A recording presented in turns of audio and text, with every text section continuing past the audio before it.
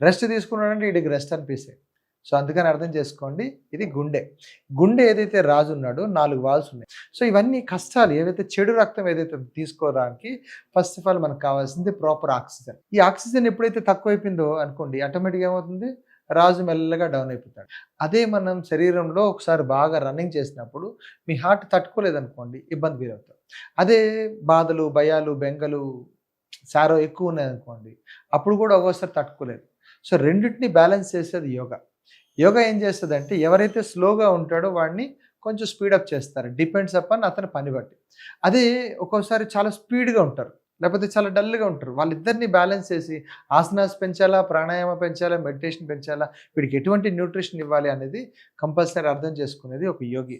ఆ యోగే మీరే అయ్యారనుకోండి శరీరం ఆటోమేటిక్‌గా హార్ట్ అన్నీ మీ చేతులో ఉంటాయి. సో, ప్లీజ్ అర్థం చేసుకోండి. దానికి అర్జున టీ అనేది చాలా బాగా పనిచేస్తుందని ఆయుర్వేదం చెప్పారు. అంటే కొన్ని కషాయాలు ఆకుల తాలూకు కషాయాలు, బెరడు కషాయాలు మీకేం తెలియకపోతే దాల్చిన చెక్క, లేకపోతే పునర్నవ, శతావరి ఇట్లాంటివన్నీ ఉన్నాయి. దాంతో పాటు అర్జున. అర్జున చాలా బాగా పనిచేస్తుంటది టీ. అర్జున టీ గాని ఎక్కడైనా దొరికిందనుకోండి దానికి వేసుకోండి. కానీ ఒకరోజు తీసుకుంటే నాకు హార్ట్ బ్లాకేజ్ తగ్గుతదా? కాదు. కొన్ని సంవత్సరాలుగా అంతా బాడీలో ఇంజెక్ట్ అవ్వాలి. రక్తంలో ఇంజెక్ట్ అయితేనే మీకు హార్ట్ అనేది బాగా పనిచేస్తుంది.